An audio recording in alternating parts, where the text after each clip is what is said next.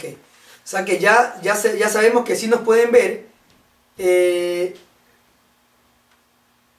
Sabemos también que nos pueden escuchar, aparentemente. Todo está bien, por favor, si alguien me puede confirmar. Si Pablo, si nos estás escuchando desde España, por favor, si nos puedes confirmar, si nos puedes ver y escuchar, te lo agradecería mucho. No quisiera comenzar a desarrollar el tema si no nos están escuchando. El objetivo principal es que el mensaje llegue a todo el mundo. Así que si nos pueden enviar a través de Twitter, si nos pueden decir si nos están escuchando.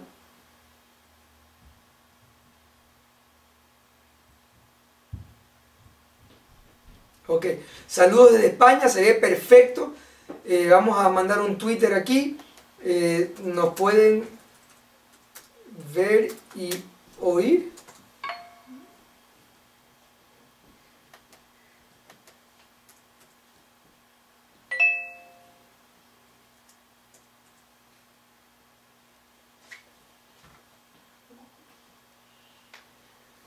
Ok, yo creo que estamos ya listos. A mí me llegó un mensaje de Twitter aquí. Sí, fuerte y claro, me responde Marjorie desde Guayaquil, Ecuador, que es la persona que nos maneja todo en Ecuador. Bueno, entonces aparentemente todo está bien.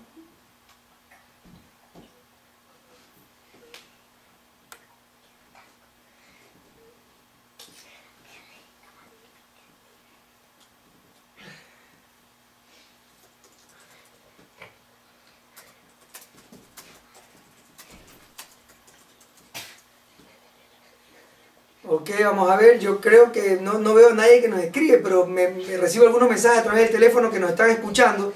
Si alguien, Marjorie, si alguien nos puede confirmar que nos están escuchando, porque les pido mil disculpas, no veo aquí, déjame ver si en el Facebook me aparece algo. En el Facebook aparece video ok, audio ok, perfecto, estamos listos entonces. Estamos listos, ya ahora sí sabemos que nos están escuchando. Tiago Jiménez nos escribe desde Brasil, diciéndonos que sí nos escuchan. Iván Arce también me responde desde Perú, gracias Iván por estar aquí con nosotros, de que ya está todo bien, perfecto. Entonces, como les comentaba, pues quería, aparte pues, de agradecerle al doctor Carlos Iván Arce por su cuenta Virgencita de los Pacientes en tus manos encomiendo mi nota, que es una página de Facebook, y también comentarles la dirección de Twitter de ellos, @odontocomunidad, que por favor lo sigan. No quería también dejar pasar esta oportunidad de agradecer a Papeles Articulares Bausch por esta gran oportunidad que nos está dando a todos, no solamente a Dental Synergy y a Mario Romero, sino a todos los que hacemos esta comunidad virtual, de poder sentarnos a conversar un tema tan importante por 5 días lunes seguidos. Así que Pablo, sé que nos estás escuchando desde España. Pablo Zulaika, que es la persona que representa Papeles Bausch para España, Italia y toda América Latina. Realmente agradecerle la confianza y agradecerle más que todo el apoyo y el permitir a través de esta generosa colaboración que toda América Latina disfrute de este seminario en línea. Así que bueno, vamos a comenzar. Vamos todos por favor a dirigirnos al álbum número 1, al álbum que se llama Oclusión 1, que tenemos en nuestra página de Facebook. Porque ahí vamos a comenzar a ver algunas fotos, algunas imágenes. De hecho hemos cargado 24 fotos y más o menos voy a tratar de seguir el orden en el que hemos subido las fotos. Por alguna razón no puedo ver, no puedo ver el Twitter al mismo tiempo que veo el TweetCam. Así que no sé por qué no puedo ver a la gente que me escribe, que sé que están escribiendo. No sé por qué no puedo ver lo que están escribiendo en las cajitas que está aquí al lado, pero vamos a tratar de ir parando un ratito el teléfono, Dental Synergy, la página de Facebook, para ver de qué manera podemos ir viendo los mensajes que nos están escribiendo, si tienen alguna pregunta o comentario de lo que vamos a ir desarrollando a partir de este momento. Aquí tengo uno que me ha escrito, Doc, sí lo escucho, fuerte y claro, perfecto. Entonces vamos a comenzar con la primera foto. Y primero antes de ver ninguna foto, quiero comenzar hablándoles un poquito en general de lo que es la oclusión como una ciencia y por qué esta ciencia es de tan importancia en el trabajo odontológico que todos hacemos.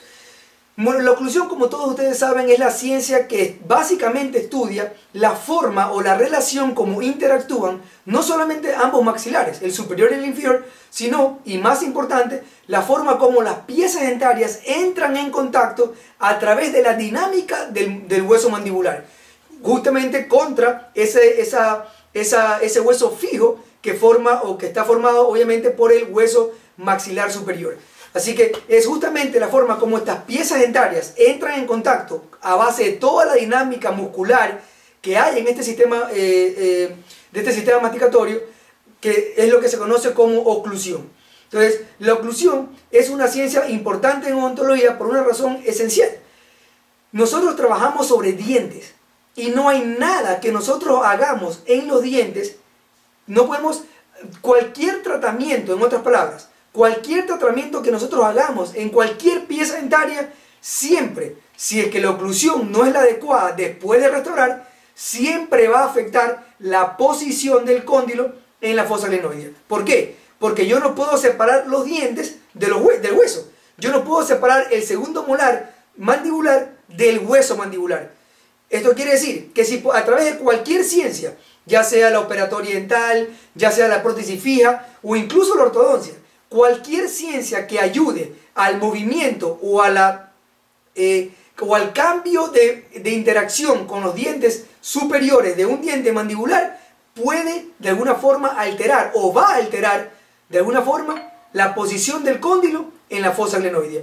¿Por qué? Porque este sistema es uno solo. Y el problema para mi modo de ver, más grande de la oclusión, es que muchas escuelas o se dedican eminentemente a la parte de la fosa glenoidea, a la parte del cóndilo mandibular y a todo lo que tiene que ver con músculo y disco interarticular, y se olvidan de los dientes. Ellos hablan de dolor sin ver lo que está pasando o cómo se están relacionando las piezas dentarias en el momento que el paciente tiene dolor. Es cierto que en casos avanzados, porque esto es una cosa que hay que analizarla muy bien, no todos los problemas oclusales son iguales, no todas las manifestaciones clínicas que tienen nuestros pacientes son iguales. De hecho, muchas veces cuando el paciente tiene un problema oclusal de muchos años y ya hay daños intracapsulares irreversibles, ese paciente debe ser tratado de una manera completamente diferente a lo que nosotros hacemos cuando tratamos pacientes que tienen problemas reversibles. Y para saber si el problema es reversible o no, lo más importante es saber y conocer muy bien la anatomía de la articulación temporomandibular. Como les digo, hay escuelas que solamente se dedican a la parte fisiológica de la articulación. Hay otras que solamente ven en los dientes. Ven que todo problema oclusal nace en un diente, pero no ven dónde termina. Y tratan solamente a través del trabajo sobre dientes, tratan de corregir cualquier problema oclusal. Más bien, la escuela del Dr. Peter Dawson, y es realmente la que yo sigo, trata de combinar ambas cosas. Trata de darle la importancia a la anatomía y a la fisiología de la articulación, pero también reconoce en los dientes los principales protagonistas dentro de los problemas oclusales. Reconocemos dentro de los dientes, cuando estos no interactúan adecuadamente, de que esa posición inadecuada de una pieza dentaria o ese contacto prematuro provocado por una restauración, por una corona, por un movimiento ortodóntico inadecuado o equivocado, cualquiera de estas cosas podría alterar la posición del cóndilo en la fosa glenoidea y a través de esa alteración producir un completo desbalance ocluso muscular que trae como consecuencia la enfermedad oclusal. Eso básicamente es lo que vamos a hablar hoy día. Pero primero, para conocer la enfermedad, hay que conocer primero lo que es la salud. Hay que conocer en condiciones normales, anatómicamente, cómo está diseñado este sistema, cómo fue diseñado por Dios para que este sistema funcione adecuadamente. Y a través del entendimiento de su funcionamiento normal, entender cuándo el sistema funciona inadecuadamente. En otras palabras, entender cuándo hay enfermedad. Y a través de esa enfermedad, reconocer al mismo tiempo, a través del conocimiento de la anatomía, dónde podría estar el problema y qué tenemos que hacer para solucionarlo. José Luis Granda, saludos desde Santo Domingo, Ecuador. O sea que ya sabemos que muchas personas nos están viendo y nos están siguiendo. De hecho, aquí estamos marcando ya 346 personas que nos siguen. O sea que vamos a referirnos a la foto número 1 que hemos cargado en nuestro álbum de oclusión, con el único objetivo de ver un poquito la anatomía. De hecho, esta foto número 1 la quiero pasar, y más bien quiero ir a la foto número, vamos a dejar mirar el álbum directamente, y les voy a decir a qué foto quiero ir inicialmente, porque lo que quiero es, vamos al álbum de oclusión, y van a ver que en el álbum hemos cargado aproximadamente, no sé, hemos cargado algunas fotos, pero en la parte de abajo, en la parte más, al comienzo van a ver 8 fotos que son realmente dibujos, que son dibujos en base obviamente al conocimiento anatómico.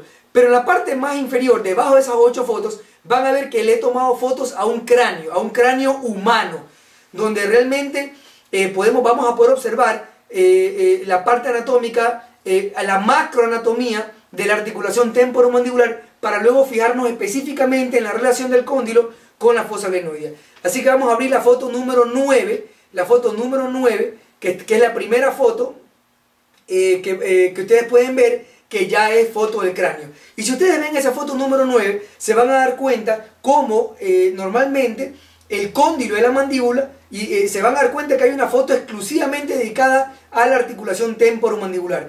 Van a darse cuenta que la fosa glenoidea juega un rol importantísimo en esta anatomía de la articulación temporomandibular, siendo la fosa glenoidea la zona o el lugar donde se aloja el cóndilo de la mandíbula.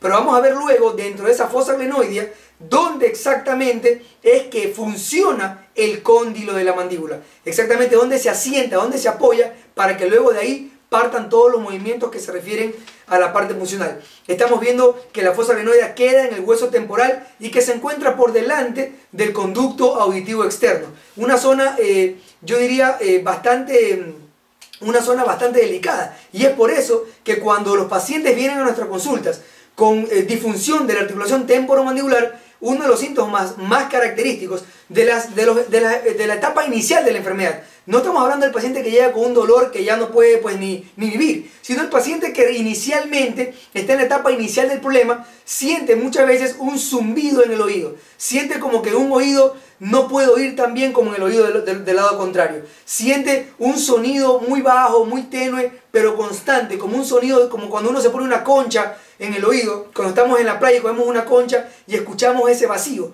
Ese mismo vacío el paciente lo siente dentro de su oído, que incluso ya en etapas un poco más avanzadas de la enfermedad, el paciente puede sentir ya dolor, incluso puede haber crepitación, puede haber sonido o clics articulares. Todo esto aquí como consecuencia, obviamente, de la cercanía anatómica. Si ustedes ven la foto, se van a dar cuenta que hay una íntima relación entre la posición del cóndilo y el conducto auditivo externo. Y a través de ese conducto auditivo externo, todo lo que tiene que ver con el conducto auditivo medio y el conducto auditivo interno, incluso con los huesecillos propios del oído. O sea, hay realmente una relación muy importante, y por eso es que muchas veces los pacientes vienen con estos signos. Esto para mí sería uno de los llamados signos de inestabilidad, aparte de lo que encontramos directamente en la boca del paciente o incluso en los músculos. Pero uno de ellos, muchas veces el paciente simplemente viene con: doctor, siento oído del otorrino, me ha dicho que tengo todo bien, pero siento este zumbido del otorrino, me ha indicado que posiblemente tenga algún problema en mis dientes que me está causando este sonido, esta sensación de vacío en el oído. Y ya creo que es mucho más fácil para ustedes entenderlo a través de simplemente ver esa foto y esa imagen. Vamos a pasar a otras imágenes. Quiero que adelantemos, vamos a adelantarnos un poquito, disculpen, porque no voy a ir realmente en orden, porque quiero saltarme de un lugar a otro para básicamente analizar esa cercanía de la fosa glenoidea con otras estructuras importantes del conducto auditivo externo, medio e interno. Si vamos a la foto número 11, a la foto número 14, 8, 12, a la foto número 13, perdón, ustedes van a ver que en la foto número 13 tenemos ahí sí el hueso temporal. El hueso temporal. Y ustedes pueden ver que en el hueso temporal no solamente se encuentra la fosa glenoidea, sino que también se encuentra la eminencia articular del hueso temporal, que está por delante de la fosa glenoidea. Y ustedes pueden ver que si ese hueso, y esto es lo que quiero que vean, porque estoy seguro que tengo una foto,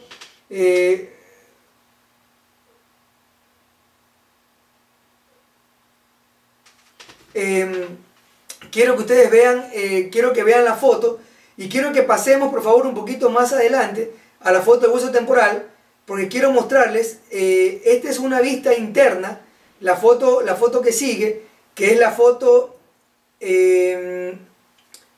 número, vamos a ver, estamos en la, perdón un ratito, estamos en la 3 por 2, 13, 14, 15. La foto número 15 es una vista interna.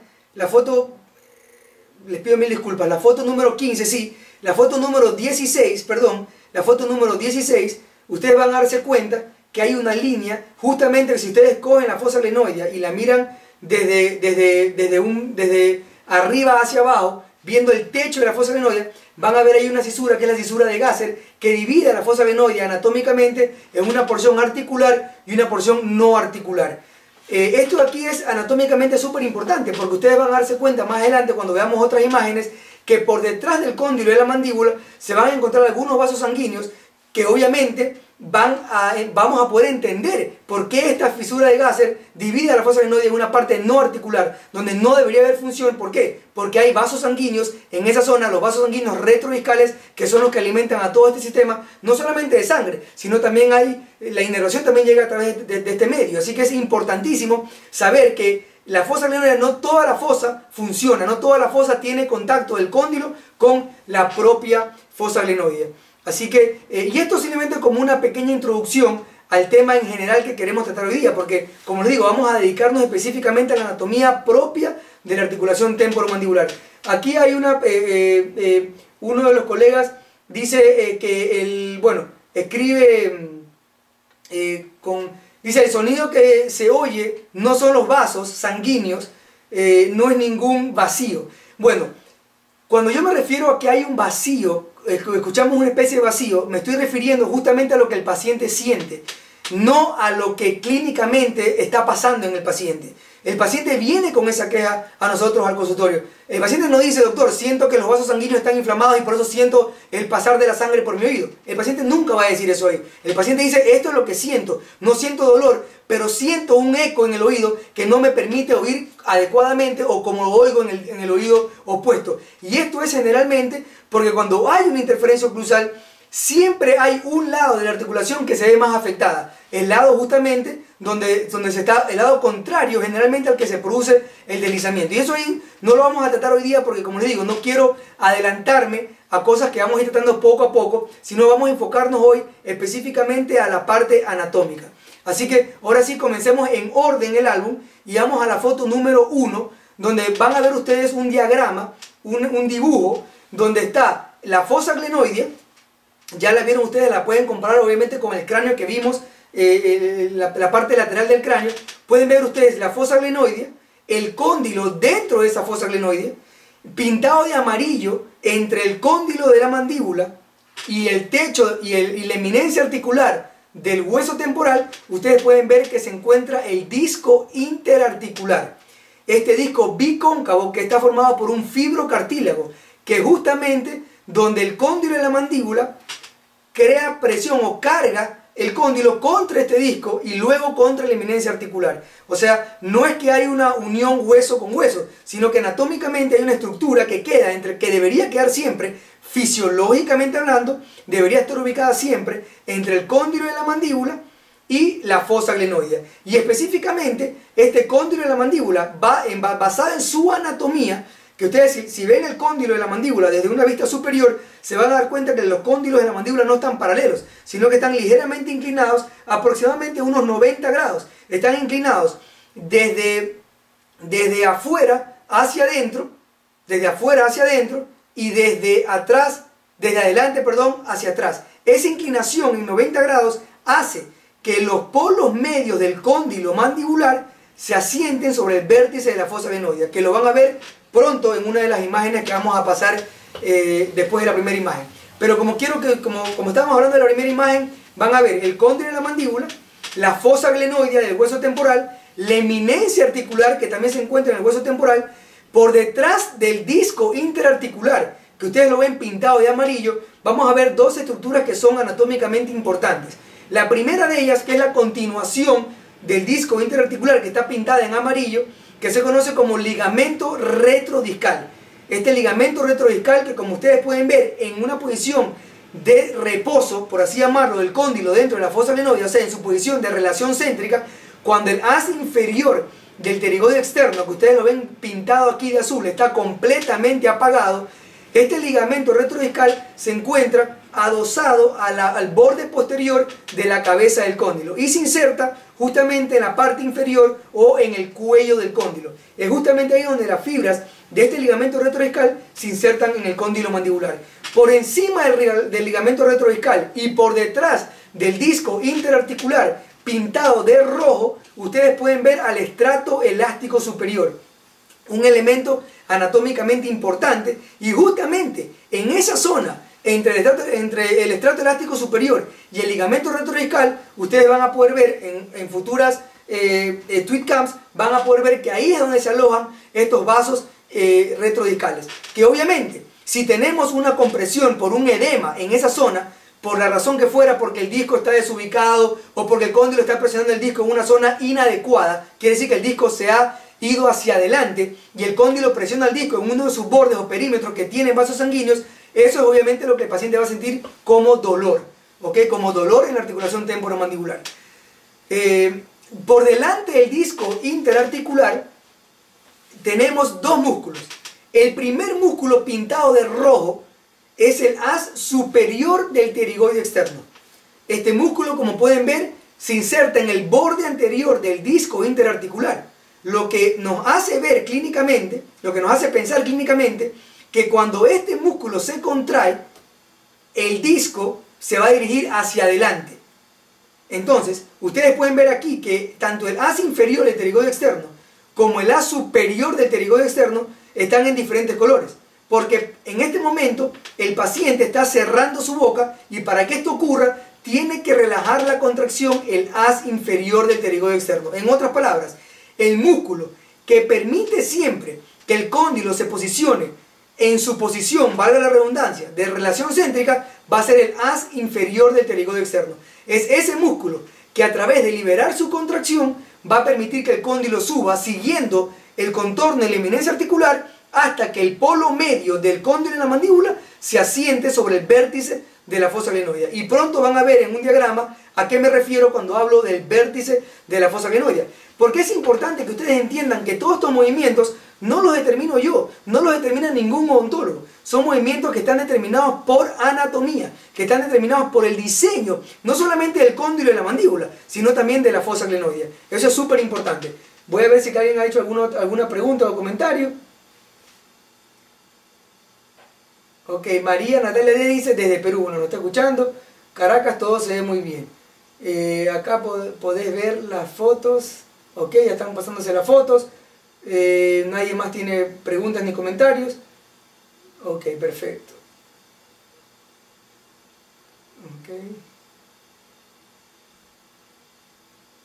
Ok. Perfecto. Liz Torres nos está escribiendo, dice, el síntoma al que el paciente refiere, totalmente de acuerdo. Efectivamente, muchos de nosotros vemos y lo escuchamos directamente de nuestros pacientes, lo que ellos sienten. El paciente no nos habla con términos ontológicos, el paciente nos habla con términos, con signos. Doctor, me duele esta pieza dentaria, siento que me late, siento que me pulsa, siento en el oído como un vacío, siento como un sonido. Eso es lo que nos dice el paciente, eso es lo que nos refiere el paciente. Nosotros tenemos que aprender a interpretar y el entender por qué el paciente siente esto y por qué es normal que lo sienta. Y desde el punto de vista anatómico, es normal que el paciente pueda tener dolor de oído incluso, causado por una difusión temporomandibular, justamente por la relación cercana anatómica que hay entre las estructuras. Y como les digo, lo vamos a poder ver más adelante en algunas otras fotos. Pasemos a la foto número 2. En la foto número 2 van a poder ustedes notar mucho más claro a lo que me refiero cuando hablo de la forma triangular de la fosa glenoidea. Esta es una imagen, este no es el cráneo propiamente dicho, pero si ustedes se adelantan a la foto donde ven el cráneo, justamente tomé una foto del cráneo en esta misma posición, para que ustedes puedan ver directamente que efectivamente la forma de la fosa glenoidea en el mayor número de casos generalmente tiene esta forma triangular, de base externa y de vértice interno. Justamente en el vértice interno de la fosa glenoidea hay una espina que se conoce como espina temporal media, que es una protuberancia ósea de hueso compacto que se encuentra en esta zona y que determina justamente dónde queda el vértice de la fosa glenoidea. Si ustedes cogen un cráneo y lo ven hacia la línea media de la fosa glenoidea, van a ver que hay una espina muy pequeña que se conoce como espina temporal media. Y es en esa espina, por arriba de esa espina, donde se encuentra el vértice de la fosa glenoidea. La pregunta del millón sería, ¿por qué el vértice de la fosa glenoidea es importante? ¿Por qué esta zona, anatómicamente hablando, es importante en relación, simplemente hablando de la misma fosa glenoidea, del techo de la fosa glenoidea? ¿Por qué no es el techo de la fosa glenoidea la parte más importante de la misma? Y les voy a decir por qué. Si ustedes cogen cualquier cráneo, y de hecho tengo una foto que he tomado hoy de un cráneo, del hueso temporal, de la base del cráneo, y de la base del hueso temporal propiamente dicho, visto en una base de cráneo, si la ponen contra la luz, se van a dar cuenta que el techo de la fosa glenoidea es una pared ósea muy delgada. Justamente sobre el techo de la fosa glenoidea reposa el lóbulo temporal del cerebro. Así que, si el techo de la fosa glenoidea fuera la zona de carga primaria del cóndilo mandibular, imagínense ustedes lo que pasaría si el paciente recibe un golpe en el mentón y esa fuera la primera zona de carga. El cóndilo atravesaría esa delgadísima capa de hueso que queda en el techo de la fosa glenoidea. El techo de la fosa glenoidea sí tiene la fisura de Gasser justamente para dividirla entre zona articular y no articular. Pero esta fisura de Gasser es lo único que hace eso, dividirla y decirle que justamente el borde anterior de la cabeza del cóndilo, porque el cóndilo tiene dos bordes, una parte que se une en la parte más coronal y dos bordes, uno anterior y uno posterior. Ese borde anterior del cóndilo sí se asienta efectivamente sobre la eminencia articular, porque es justo contra esa eminencia la que hace que el cóndilo baje cuando hay apertura máxima de la boca a través de la contracción del haz inferior del pterigoide externo. Pero la zona de carga primaria del cóndilo en la fosa glenoidea es en ese vértice medio. Es la porción petrosa del hueso temporal, la porción de hueso más compacto dentro de este hueso. Y obviamente sería lo lógico pensar, sería lo lógico que toda la carga funcional oclusal caiga sobre ese vértice y no sobre una pared tan fina como es el techo de la fosa glenoidea. Así que simplemente para los más jóvenes explicarles el por qué el cóndilo de la mandíbula se asienta sobre el vértice de la fosa glenoidea. Y hay otra razón más importante. Desde el punto de vista anatómico o desde el punto de vista de trauma, si un paciente recibe un golpe en la mandíbula, ¿dónde es la zona primaria donde generalmente se fractura la mandíbula? En el cuello del cóndilo. ¿Por qué? Porque la fuerza, una vez que sube a través de la rama ascendente de la mandíbula, se dirige luego hacia adentro. Entonces no permite que ese golpe introduzca el cóndilo en la mandíbula a través del techo de la fosa glenoidea, sino que más bien dirige la fuerza hacia arriba y hacia adentro. Y esa es la misma forma como los músculos cargan a los cóndilos. Y como les digo, todo esto aquí tiene que ver con anatomía. No soy yo el que me lo estoy inventando. Si ustedes van a los libros de anatomía, van a encontrar que esta es la forma como los músculos se insertan y como los músculos juegan un rol importantísimo en la dinámica de la articulación temporomandibular. Como les digo, no tengo ninguna pregunta aquí que pueda ver yo a través del Twitter, porque por alguna razón no pueden ustedes escribir aquí en el muro que estoy hablando a través del TweetCam, pero estoy revisando constantemente mi teléfono. Dice... Ok, Solid Neck, foto 14, espina temporal media.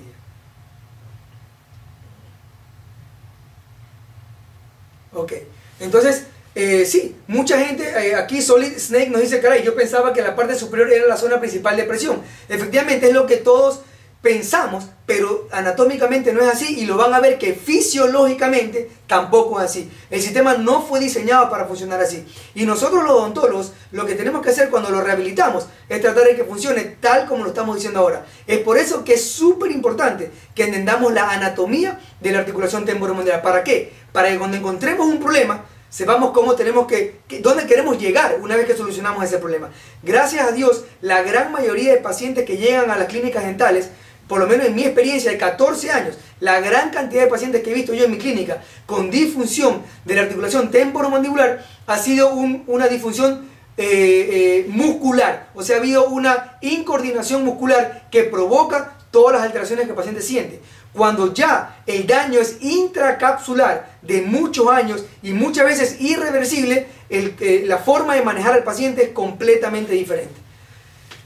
Estamos ya pues en la foto donde estamos viendo el triángulo que se forma dentro de la fosa glenoidea, la parte anatómica, cómo está diseñada esta fosa glenoidea para que justamente el cóndilo, el vértice o el polo medio del cóndilo mandibular se asiente en este vértice de la fosa glenoidea. De hecho, vamos a ver más adelante en una foto la anatomía del cóndilo propiamente dicha, con su polo externo y su polo medio, y se van a dar cuenta que el polo medio es justamente la zona donde se inserta también el ligamento discal medio, y es a través de la presión de ese polo medio, el ligamento discal medio interpuesto y el vértice de la fosa glenoidea con la espina temporal media debajo, es justamente lo que determina la zona de carga del cóndilo sobre la fosa glenoidea.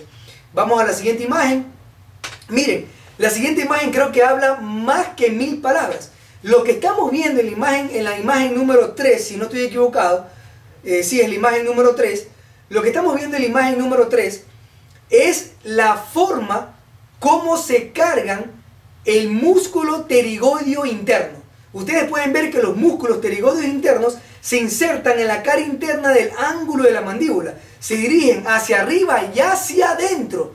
No se dirigen rectos, no son paralelos el uno al otro, dirigiéndose recto desde el ángulo de la mandíbula hacia arriba, sino que están inclinados hacia la línea media. ¿Por qué? Porque estos músculos se insertan en la cara interna del ala externa de la apófisis pterigoides. Y justamente cuando estos músculos se contraen, miren la dirección de carga de los músculos.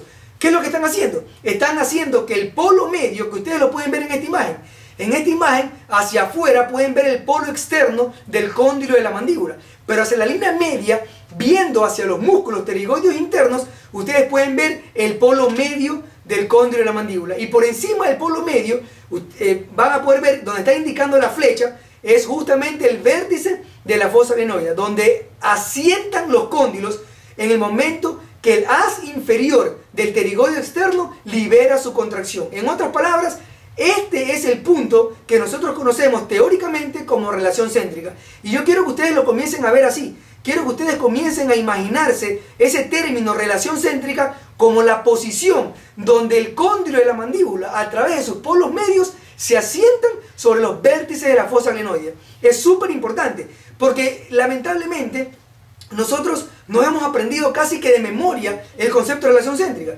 Nos lo hemos aprendido casi de memoria, de tal manera que si yo digo relación céntrica, quiero que todos mis alumnos repitan como un robot, es la posición más superior y media del cóndilo, pero no lo entendemos.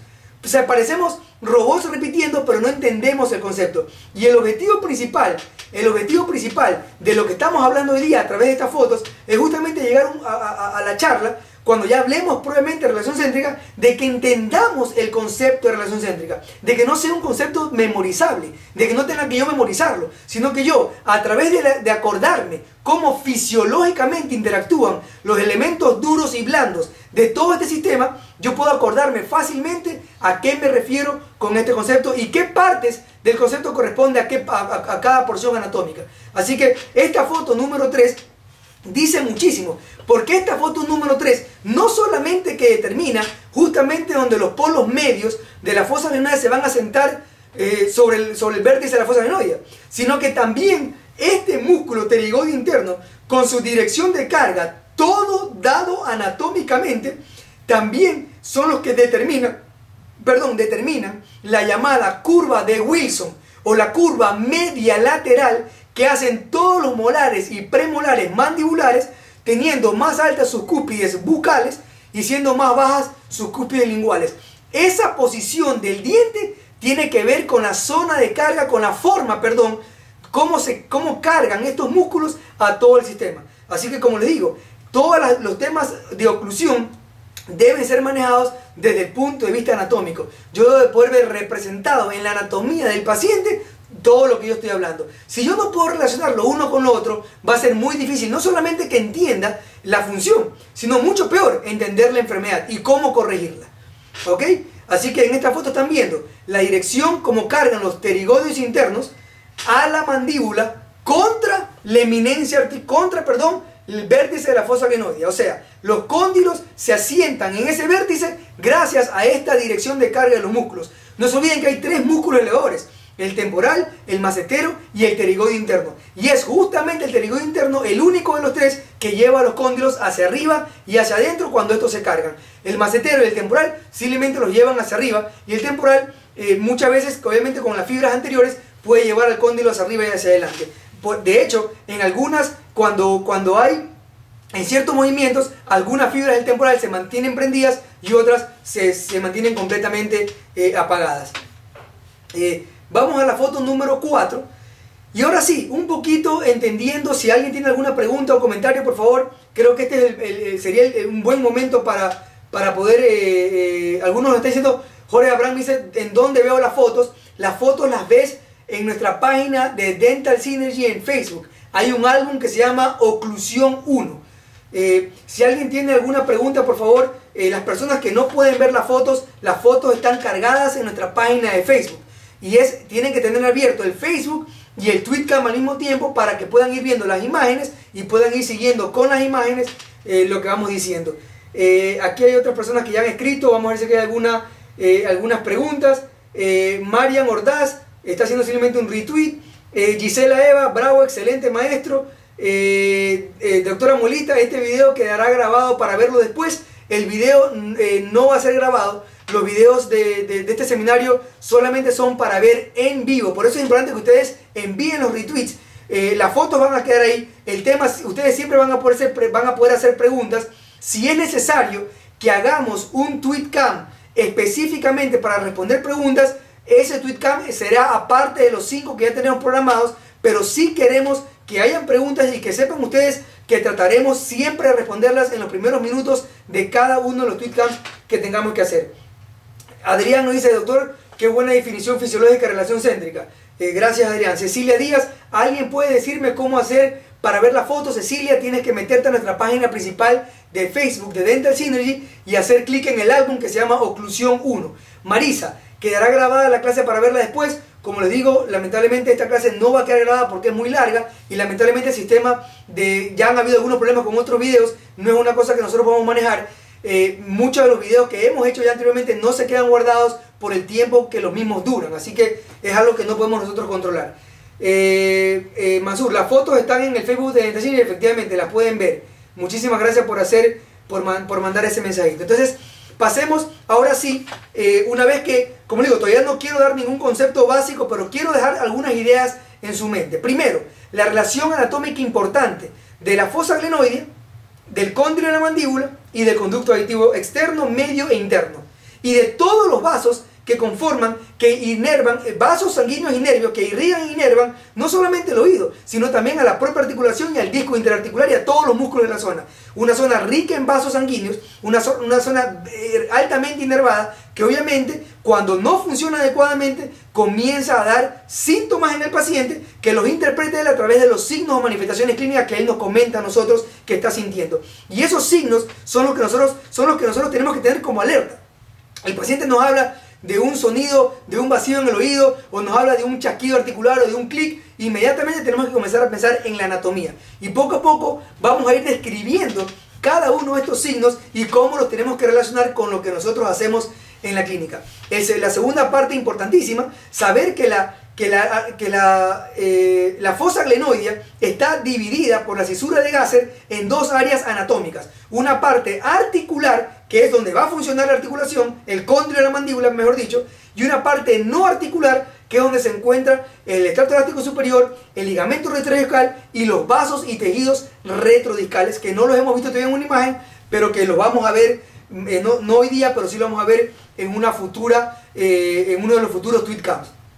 En tercer lugar, hay dos cosas importantes. En tercer lugar, también la importancia de fijarnos en los tres músculos, en los músculos realmente que integran este sistema, que son importantísimos. Los tres músculos elevadores, macetero, temporal y pterigoide interno.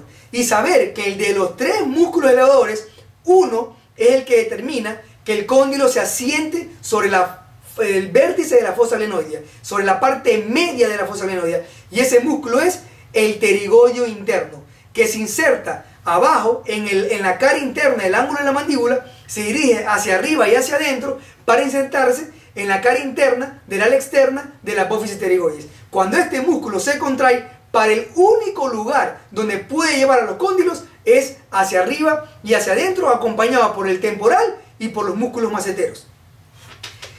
Otra cosa también importante, los otros músculos del sistema que lo mencionamos, que son importantes también tenerlos presentes. El haz superior del pterigoide externo, que se inserta en el borde anterior del disco interarticular, y el haz inferior del pterigoide externo, que se inserta en el borde anterior del cuello del cóndilo. Si bien es cierto, anatómicamente hay algunas variantes, ustedes pueden revisar la literatura y se van a dar cuenta que en el 80% de los pacientes este detalle anatómico que les acabo de mencionar en cuanto a las inserciones de los músculos es constante. Y hay algunos artículos publicados en la literatura científica, publicados incluso recientemente, 2010-2011, que dan fe de esto de aquí. Así que esto es un tema súper importante que tenemos que analizarlo. ¿Por qué? Porque si bien es cierto, hay algunas modificaciones en las inserciones, para mi modo de ver, a pesar de que hay alteraciones, siempre va a haber una parte de este haz superior que se inserta en el borde anterior del disco interarticular, y el que hace junto con el ligamento retrodiscal y el estrato elástico superior son los que van a ayudar a mantener la zona de carga, de la cual no vamos a hablar ahora, pero que sí la vamos a mencionar adelante, pero simplemente como un preludio, como un avance de cuál realmente es la función de todos estos músculos que están tanto por delante como por detrás del disco interarticular, y su importancia en cuanto al mantenimiento de la correcta alineación del complejo cóndilo-disco, que es súper importante para que haya salud en la articulación temporomandibular. Así que ustedes pueden ver aquí, estamos en la foto número 4, y lo que quiero conversar ahora un poquito, ya para pasar de la parte anatómica un poco a la parte funcional, lo que quiero ver ahora es, aquí tenemos un paciente que tiene la boca cerrada. El paciente está con el haz inferior del pterigoide externo completamente apagado y pintado de azul. Por encima del haz inferior tenemos el haz superior.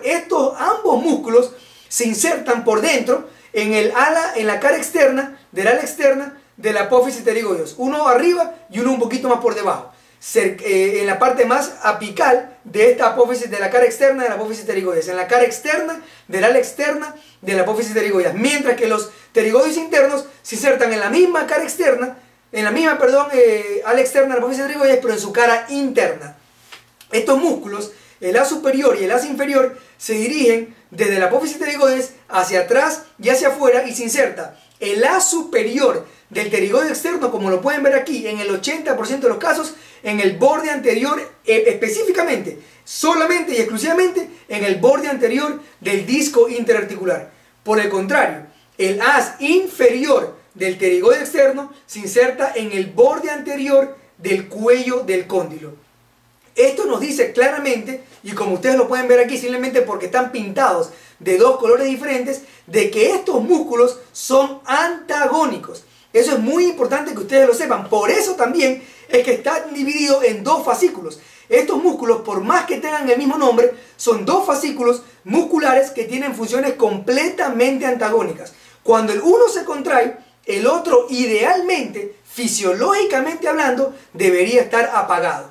Así que si alguien nos puede ir comentando si todo se está escuchando bien y claro, porque como veo que no tengo preguntas directamente en el TweetCam, a veces me asusto y pienso que estoy hablando solo. Así que por favor, si alguien nos puede mandar un Twitter confirmándonos que nos están viendo, se los agradecería muchísimo. Ahora, ustedes pueden ver también en esta foto, como ya lo dijimos, el disco interarticular pintado de amarillo, por detrás el ligamento retrodiscal, y por encima del ligamento retrodiscal y por detrás del disco interarticular, insertado justamente en el borde posterior del disco interarticular. Luego sus fibras se dirigen hacia atrás y hacia abajo. Se va a insertar en la pared posterior de la fosa glenoidea, justamente en la zona no articular, en la pared posterior de la zona no articular de la fosa glenoidea. Y este es el estrato elástico superior.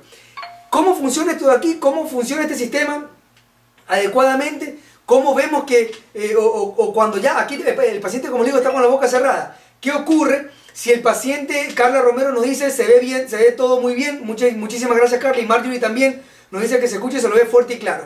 Si nosotros vamos a la siguiente foto, vamos a comenzar a pensar todos juntos en que queremos abrir la boca. Y aquí es como vamos a darnos cuenta cómo la función de los músculos debería manejarse de manera coordinada con todos estos huesos y los ligamentos y el disco del cual hemos estado hablando hasta ahora. Así que pasemos a la foto número 5. ¿Y qué vemos en la foto número 5?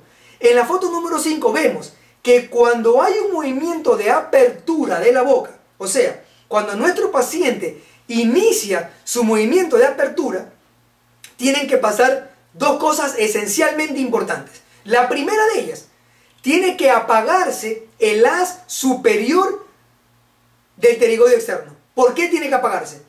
Tiene que apagarse porque, como ustedes pueden ver en la foto número 5, pueden ver que hay tensión de las fibras del ligamento, del estrato elástico superior y del ligamento retrodiscal. Al estas fibras prenderse, o sea, tensionarse, van a llevar al disco hacia atrás en la medida que va siguiendo la zona de carga del cóndilo. El objetivo del apagarse la superior y de prenderse el estrato elástico superior y el ligamento retrodiscal es básicamente para mantener la zona de carga centrada en la parte bicóncava del disco interarticular. En otras palabras, que la presión que el cóndilo ejerce sobre este disco y a través del disco sobre la eminencia articular del hueso temporal siempre esté en la zona donde no hay vasos sanguíneos y no hay tampoco ningún tipo de terminaciones nerviosas en el disco, justamente para que haya cero síntomas durante este movimiento. Así que aquí estamos viendo a un paciente sano, un paciente que no tiene ninguna alteración en la forma como sus músculos funcionan de manera armónica. El paciente va a abrir su boca y lo primero que ocurre es una rotación pura de los cóndilos. En otras palabras, los cóndilos están rotando sobre su eje. No ha habido traslación del cóndilo todavía, en ese primer intento por comenzar a abrir la boca. Una vez que aproximadamente la boca se abre 20 milímetros más menos 5, entonces ahí sí se produce ahora sí traslación del cóndilo. O sea, se contrae completamente el haz inferior, está apagado completamente el haz superior, están completamente tensionados el ligamento retrodiscal y el estrato elástico superior, y el cóndilo está en la parte más baja de la eminencia articular. En este momento ha habido, en la primera parte del movimiento de rotación pura, hay contracción de los músculos suprayoideos. Y son estos músculos suprayoideos los que están haciendo que el cóndilo rote sobre su eje. Pero una vez que el ligamento temporomandibular, y de eso vamos a hablar un poquito más adelante, pero es importante que sepan ahora, una vez que este ligamento temporomandibular se estire 20 milímetros más menos 5, eso va a producir que el haz inferior del pterigoide externo se contraiga y a través de su contracción lleve el cóndilo hacia abajo y hacia adelante contra la eminencia articular. Esto es lo que produce lo que vemos en la foto número 6. Lo que vemos en la foto número 6 es la apertura máxima. Ustedes pueden ver que el cóndilo está completamente fuera de la fosa glenoide, completamente fuera. Está completamente tensionado el estrato elástico superior y está completamente tensionado el ligamento retrodiscal. La tensión de estos dos elementos anatómicos, ¿qué han hecho? Han hecho que se mantenga la zona de carga, o sea, que la parte bicóncava del disco interarticular esté interpuesta entre la cabeza del cóndilo mandibular y la cabeza del cóndilo o la cabeza de la eminencia articular del hueso temporal. No haya ningún borde de este disco que esté interponiéndose, o mucho menos que el disco esté en una posición excéntrica, o sea, fuera de la zona de carga. Que eso puede ocurrir también cuando hay una disfunción de la articulación temporomandibular. Ustedes pueden ver también en esta foto que en máxima apertura, y esta máxima apertura se da con traslación justamente para evitar, desde el punto de vista fisiológico, para evitar que el cuerpo de la mandíbula interfiera con las vías aéreas superiores, con la tráquea, con la laringe, con las zonas donde estamos nosotros permitiendo el paso de aire. Si este cuerpo de la mandíbula, si la mandíbula rotara sobre su eje completamente hasta que nosotros abramos la boca de manera completa, entonces no podríamos estar vivos ninguno de nosotros, porque ese cuerpo de la mandíbula va a obstruir las vías aéreas. Pero por el contrario, gracias a la traslación hacia adelante y hacia abajo del cóndilo contra la eminencia, producto de la contracción del haz inferior del pterigoide externo, este cóndilo se traslada de tal manera que el cuerpo de la mandíbula se dirige también hacia adelante y hacia abajo, evitando que éste interfiera con estas vías aéreas superiores. Otra cosa también importante es el que se mantenga apagado el haz superior del pterigoide externo, Porque si este músculo no se mantuviera apagado, entonces ¿qué ocurriría? Ocurriría que traería consigo el disco hacia una posición más anterior, haciendo que el cóndilo cargue sobre el disco en el perímetro del mismo, lo que va a producir como consecuencia dolor. Siempre es bueno pensar, cuando el paciente viene donde nosotros, que el paciente nosotros le cargamos los cóndilos y el paciente tiene dolor, un dolor intenso, tenemos que pensar que el disco no está en su posición fisiológica. Y muchas veces, gracias a Dios, vuelvo y repito, gracias a Dios, muchas veces el disco interarticular está fuera de su sitio simplemente por una incoordinación muscular. Lo que es obvio pensar que si nosotros devolvemos la coordinación muscular a nuestro paciente, el disco debería regresar a su sitio habitual. Esto siempre ocurrirá, siempre y cuando ocurrirá, mientras el disco no esté en una posición excéntrica completamente, o sea, o haya una degeneración interna de la articulación temporomandibular donde el disco se ha salido completamente de su posición y tenemos otros tejidos, como por ejemplo los tejidos de vasos retrocervicales interpuestos entre el cóndilo y el disco, lo que estén produciendo dolor a la carga durante los diferentes movimientos excéntricos del cóndilo. Así que este tema es como les digo, muy pero muy importante, que nosotros entendamos el por qué la anatomía es importante para el tema de función. Porque si yo no sé la anatomía básica de la articulación correctamente bien, no solamente saber los huesos y los músculos, sino cómo todos estos interactúan unos con otros, va a ser muy difícil que yo pueda corregir algún problema en algún paciente que tenga problemas oclusales. Sí, pero de forma individual de cada cóndilo. Rodrigo, a ver, no entiendo tú. ¿Dónde está la foto número 6? Todas las fotos están en orden dentro del álbum que tenemos en Dental Clinic que se llama Oclusión 1. Esto en movimientos excéntricos también. Esto de aquí es un movimiento excéntrico. El movimiento de apertura de la boca es un movimiento excéntrico porque estamos sacando el cóndilo de su posición de relación céntrica. Y justamente siempre que se contraiga el haz inferior del pterigoide externo, el cóndilo va a salir de relación céntrica. ¿Por qué? Porque ese músculo es el encargado por su posición, por sus inserciones anatómicas y por la posición de carga o la dirección de carga que tienen desde la cara externa, del ala externa de la apófisis pterigoides hacia el borde anterior del cuello del cóndilo. Esa dirección de carga hace que cuando este músculo se contraiga, el cóndilo obligado tenga que venir hacia abajo y hacia adelante, siguiendo el contorno de la eminencia articular. Jorge Abraham, eso es hasta que se active el ligamento temporomandibular. Efectivamente. Y te agradezco muchísimo, Jorge, el que hagas ese comentario. Efectivamente es así. No he hablado todavía específicamente del ligamento temporomandibular porque quiero dedicarle unas cuantas imágenes al mismo. No creo que las veamos hoy día, pero sí las vamos a ver en un futuro tutorial, pero por eso lo mencioné. Y lo que dice el doctor Jorge Abraham es cierto. Es el ligamento temporomandibular el que determina el momento que se contrae el haz inferior del pterigoide externo. Ese ligamento va se dirige, se inserta en el borde posterior de la eminencia articular, se dirige hacia abajo y hacia atrás y luego se inserta en el borde posterior del cuello del cóndilo. Y ese ligamento, cuando se estira 20 milímetros más menos 5, varía de un paciente a otro, lo que hace es que obliga, es como una mano que está detrás del cóndilo, diciéndole, ya no puedes abrirte más, ya no puedes rotar más sobre tu eje, tienes que trasladarte. Y para que se traslade, tiene que contraerse el haz inferior. Así que agradezco mucho, Jorge, por tu comentario, lo mencioné, pero vamos a dedicarle unas cuantas imágenes para que sea un poco más gráfico en un futuro tweetcam a este tema en particular, porque anatómicamente es súper importante entenderlo, que es un proceso, que hay muchos elementos que juegan un rol importantísimo en este sistema y que hacen que el mismo funcione de manera normal en los pacientes que no tienen ninguna difusión temporomandibular, pero también que funcione de una manera equivocada o incoordinada en los pacientes que presentan síntomas en la articulación temporomandibular como consecuencia de su disfunción. Mabel Urán me dice, bueno, ¿en dónde se pueden observar las imágenes? Ya lo he repetido varias veces. ¿Qué ocurre cuando hay desviación de la mandíbula a la apertura y o al cierre? Angélica, no vamos a hablar todavía de ninguna de las cosas, de ninguna de las consecuencias de la mala o de la función negativa. Queremos concentrarnos en la fisiología hoy día, en qué ocurre cuando esto funciona o cómo debe ocurrir todo cuando el sistema está bien.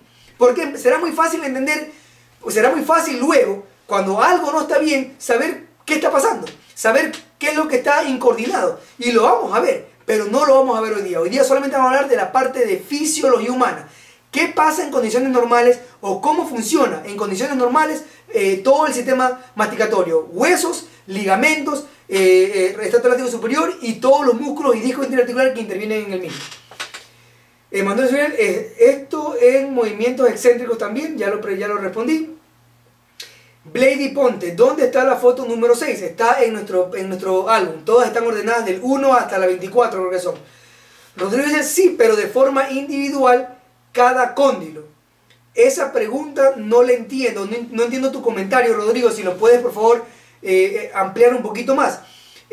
Los cóndilos no se mueven de forma individual. Cuando tú estás abriendo la boca completamente, ambos cóndilos se van a trasladar exactamente al mismo tiempo, a no ser que haya una disfunción, a no ser que haya algún músculo que se esté manteniendo contraído más de un lado que del otro, que no permita que los músculos que tienen que intervenir se contraigan adecuadamente. Y eso sí puede producir obviamente una apertura que yo le llamo una apertura en Z. El paciente abre la boca y no la abre recta, sino que tú vas a ver que hace algunos movimientos de vaivén mientras va abriendo, y esto se debe obviamente a que hay algo que no está funcionando adecuadamente, algún músculo que no se está contrayendo, en el momento que tiene que contraerse. Ahora, también es cierto, en base a lo que tú estás comentando, que cuando hay movimientos de lateralidad, eso es completamente diferente. Un cóndilo desciende, un cóndilo se traslada y el otro cóndilo rota. Esos son los movimientos de lateralidad, guía canina derecha o guía canina izquierda. Y siempre el cóndilo que rota es el cóndilo que está del lado de trabajo. Y el cóndilo que se traslada es el que está en el lado de no trabajo.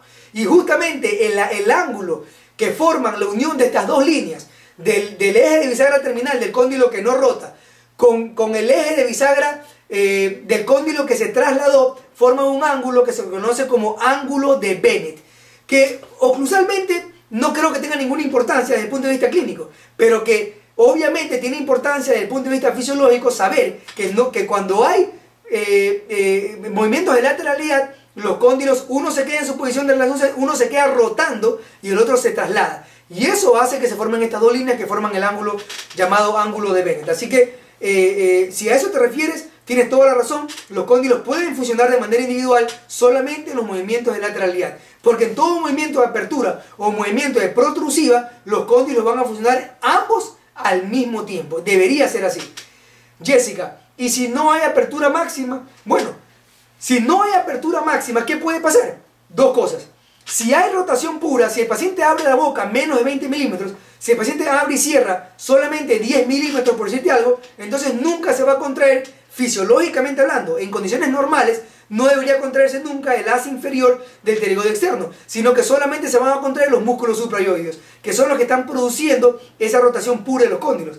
Porque no te olvides, como lo dije al comienzo, el haz inferior del pterigoide externo se lo conoce en oclusión como el músculo posicionador del cóndilo.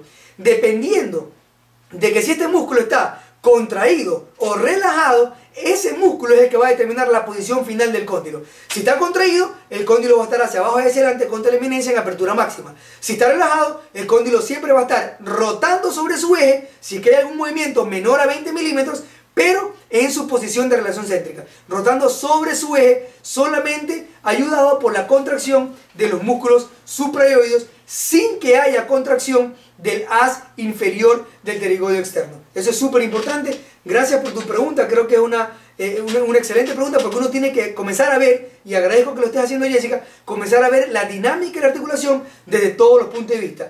De un lado, del otro, en apertura máxima, en guía canina, derecha, izquierda, lado de trabajo, lado de balance. René Ariel dice, Hugo Mendoza, vamos a ver el tema del día de hoy, oclusión a través de estigma.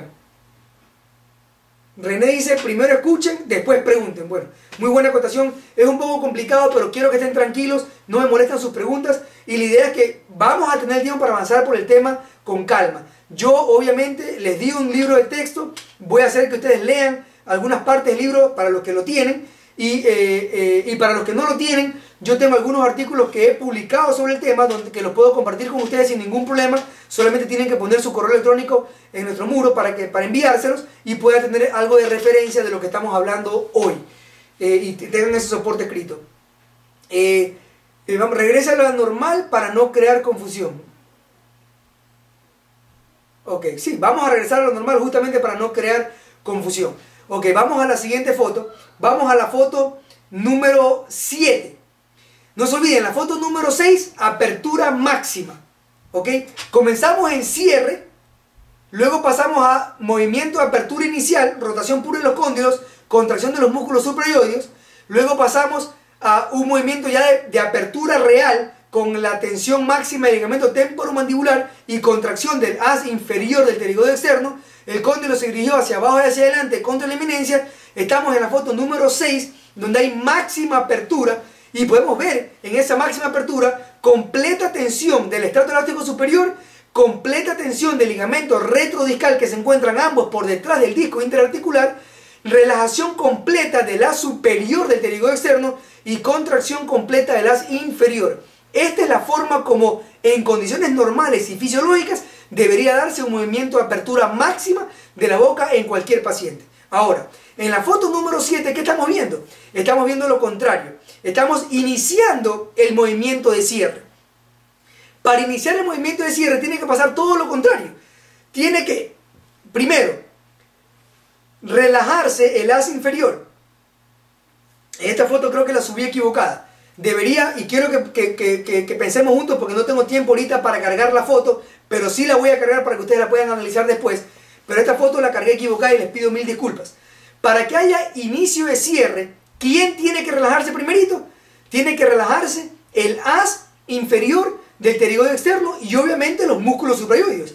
Tienen que relajarse, porque el cóndilo va ahora a dirigirse hacia arriba. Y como les comenté, cuando se contrae el haz inferior del pterigoide externo, el cóndilo se dirige hacia abajo y hacia adelante. Cuando se relaja, entonces los músculos elevadores, temporal, macetero y pterigoide interno, van a llevar el cóndilo hacia arriba y hacia adentro, hacia arriba contra la eminencia y hacia adentro contra el vértice medio de la fosa glenoidea. Justamente donde el pterigoide interno va a llevar al cóndilo. Y para que esto ocurra, obviamente tendrá que contraerse. Mientras se relaja el haz inferior, se va a contraer el haz superior. Como se los dije al comienzo, el haz superior es un músculo antagónico al haz inferior. Y este haz superior, ¿por qué se va a contraer? Porque gracias a la contracción del haz superior del pterigoide externo, van a relajar su tensión el estrato elástico superior y el ligamento retrodiscal. Al relajar estos su tensión, el disco va a poder ahora inclinarse hacia adelante, rotar hacia adelante para mantener la zona de carga del cóndilo sobre la parte central del disco interarticular, mientras el cóndilo va resbalándose hacia arriba y hacia adentro contra la eminencia articular. Exactamente todo lo contrario de lo que pasó en el movimiento de apertura máxima. Y lo pueden ver aquí en la foto número 8. Miren, en la foto número 8 ya hemos logrado un cierre completo. En la foto número 8 tenemos relajado el haz inferior, contraído el haz superior, relajado el ligamento retrodiscal y relajado el estrato elástico superior. Todas estas cosas se han dado ¿para qué? Se han dado para que justamente el cóndilo pueda irse hacia arriba contra la eminencia, asentándose en el polo medio de la fosa glenoidea. La doctora Beidi Ponte me pone alguien me escribió aquí. Bueno, alguien me estaba comentando que sería bueno que nos enfoquemos en un solo tema, y lo estamos haciendo.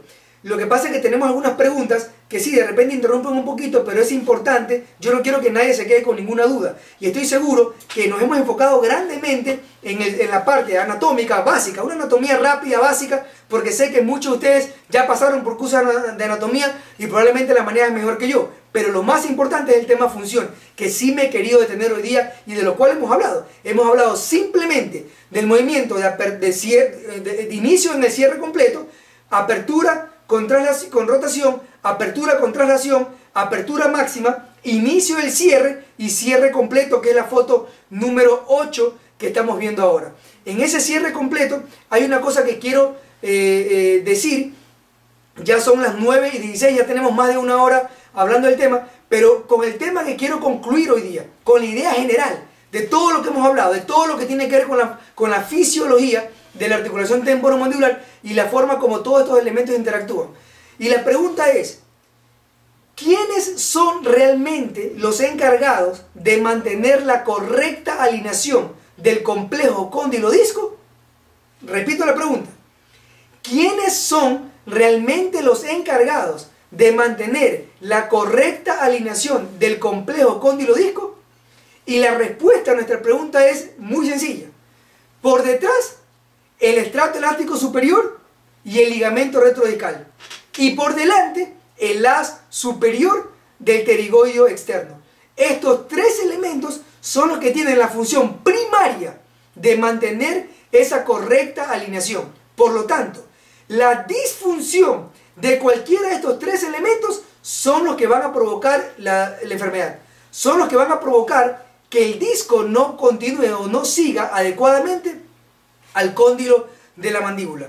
Así que, si queremos tener un resumen de todo lo que hemos hablado hoy día, y lo voy a hacer antes de que concluyamos, si queremos tener un resumen de todo lo que hemos hablado hoy, yo puedo decirles, primero, que hay una gran cercanía entre la articulación temporomandibular y el conducto auditivo externo, medio e interno.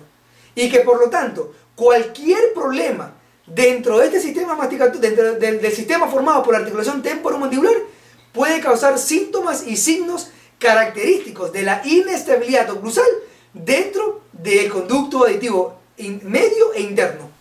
En segundo lugar, y también supremamente importante, que ya en función hay básicamente tres grupos de elementos que inciden en la fisiología de la articulación. El primero de ellos, los huesos, tanto el cóndilo mandibular como la fosa glenoidea y la eminencia articular del hueso temporal. Esas tres estructuras anatómicas son eminentemente importantes en la articulación temporomandibular. Son los que realmente la forman, la constituyen. ¿Cuáles son los músculos importantes? Son 5. Los 3 músculos elevadores, macetero, temporal y pterigoideo interno. El músculo que por excelencia que se encarga de la alineación del complejo cóndilo-disco, el haz superior del pterigoideo externo, y el músculo posicionador del cóndilo, el haz inferior del pterigoideo externo. Y 2 estructuras elásticas, el estrato elástico superior y el ligamento retrodiscal. Ambos que se encuentran por detrás del disco interarticular, alojados dentro de la zona no articular de la fosa glenoidea y obviamente son los que también, junto con el haz superior del pterigoideo externo, ayudan a mantener esa correcta alineación del complejo cóndilo-disco. Eso en cuanto a la parte anatómica y de miología. Ahora, en referencia a la parte funcional, tenemos 3 movimientos básicos. El primer movimiento o la primera posición, que es en el cierre o en el reposo, en la posición donde los cóndilos están en relación céntrica. Y aquí lo más importante, para mañana poder entender el concepto de relación céntrica, lo más importante es entender que para que el cóndilo esté ubicado en su correcta posición fisiológica, solamente tiene un músculo que comportarse adecuadamente. Y ese solo músculo que tiene que comportarse adecuadamente se llama haz inferior del pterigoideo externo. Si ese músculo no está funcionando de manera coordinada, el cóndilo jamás llegará a su posición de relación céntrica. Es por eso que se le conoce como el músculo posicionador. Ahora, si yo voy a abrir la boca, ¿quiénes van a actuar? Primero, tenemos una apertura bucal en rotación pura de los cóndilos, donde no hay traslación todavía. Esa apertura es de 0 hasta menos de 20 milímetros, más menos 5. Y en esa rotación pura, los músculos que intervienen en ese movimiento son los músculos suprayoideos. Una vez que el ligamento temporomandibular se estira completamente, van ustedes a poder ver que el cóndilo baja, desciende contra la eminencia articular hasta que haya apertura máxima de la boca, dada por la contracción del haz inferior del pterigoide externo. El haz superior se va a mantener completamente apagado. ¿Por qué?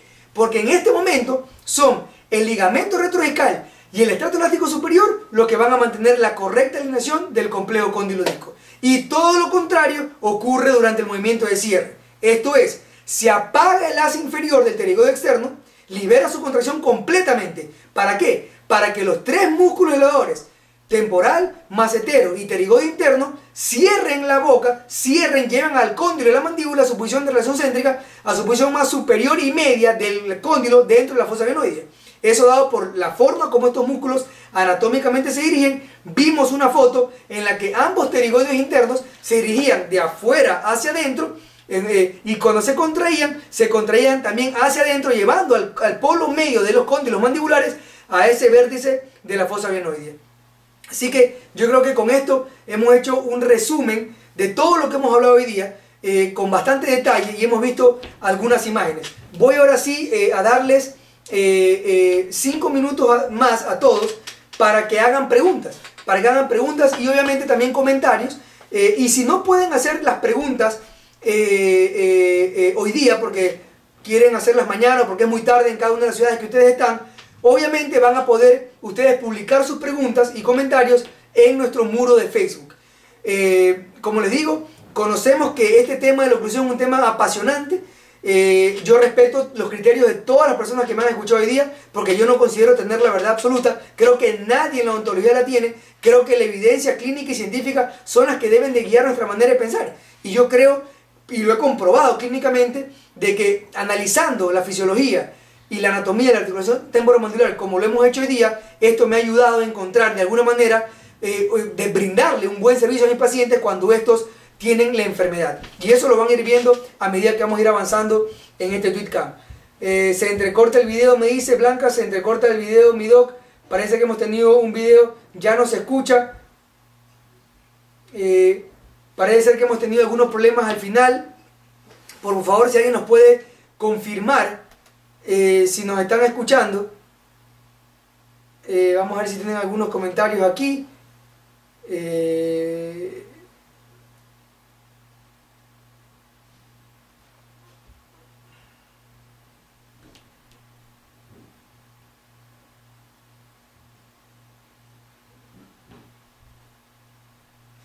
Alguien nos puede comentar, alguien nos puede mandar un tweet si es que todavía hay algún problema con el video.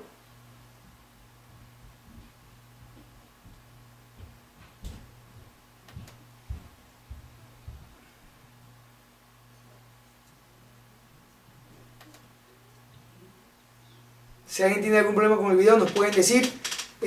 Bueno, llegamos a casi 350 personas que nos siguieron. Parece ser que al final tuvimos algunos problemas de que se entrecortó el video, pero si alguien nos puede confirmar ahora, porque como les digo, quisiéramos recibir algunas preguntas o comentarios. Se entrecorta el sonido en Perú. Bueno, Gustavo Rosa ya se está despidiendo. Hay algunas personas que se están despidiendo ya. Algunas personas parece que han tenido algún problema con el tema de escucharnos al final. Alguien nos puede confirmar ahora si nos están escuchando. Marjorie, si nos está escuchando, nos puede confirmar si podemos hacer un cierre adecuado del TweetCam de hoy de noche. Si nos están escuchando todas las personas de manera fluida y si nos pueden ver más que todo. Les pediría de favor que me lo comenten.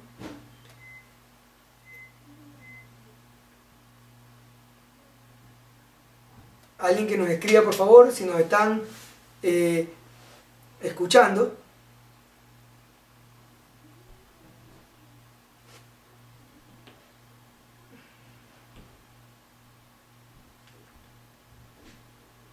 Parece que se está entrecortando el sonido.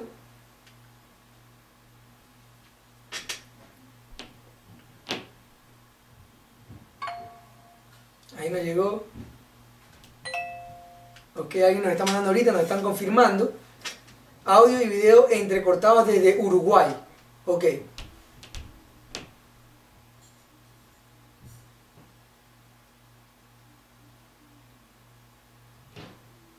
Ok.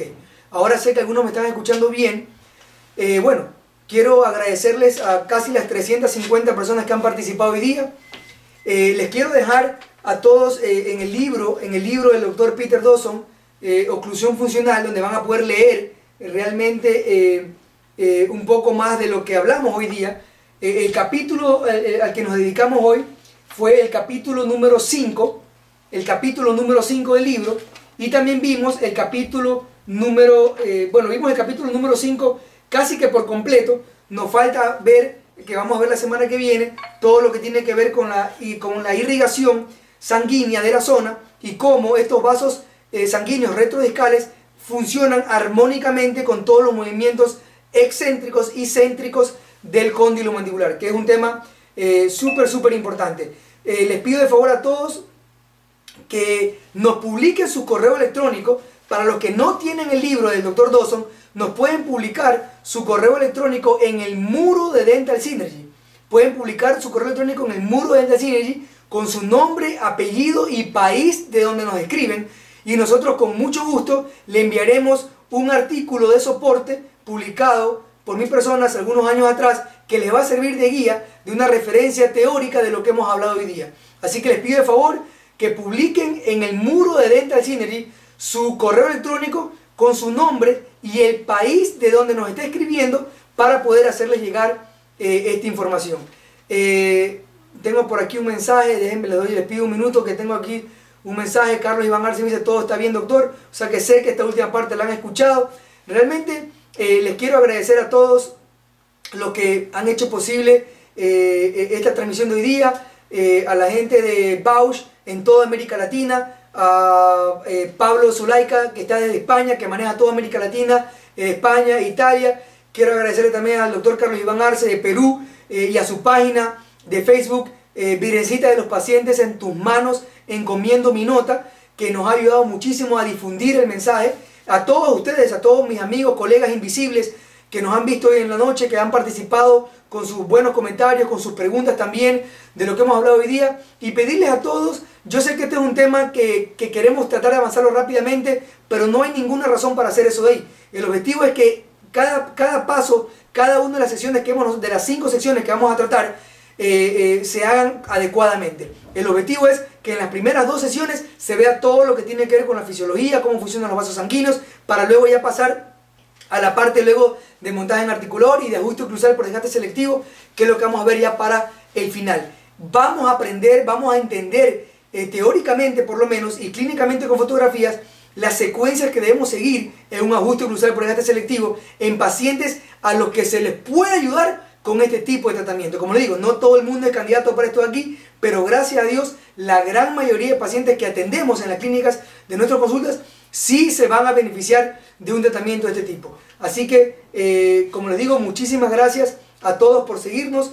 Muchísimas gracias a los que hicieron retweet de este tweetcam. Creo que hemos tenido un excelente arranque con más de 350 personas siguiéndonos, muchos comentarios, muchas preguntas, y estoy seguro que la semana que viene y en el transcurso de toda esta semana les pido de favor publiquen sus preguntas, publiquen todo lo que ustedes creen que deberíamos topar, que de repente se nos escapó hoy día, con el objetivo de que lo cubramos por entero y que este sea realmente un seminario que los beneficie, un seminario que les deje un mensaje en el que ustedes pueden poner en práctica mañana en su consultorio, o que lo pongan en práctica también, ¿por qué no decirlo mañana en sus aulas de clases con sus otros colegas y con sus maestros? Muchísimas gracias, buenas noches desde la ciudad de Rochester, Nueva York. Un abrazo para todos mis amigos invisibles en toda América Latina y un abrazo fuerte para el doctor Carlos Iván Arce y para Pablo Zulaika de Papeles Articulares Bausch por toda la ayuda que nos han brindado, el soporte que nos han dado para que este seminario sea realmente un éxito. Nos vemos el próximo día lunes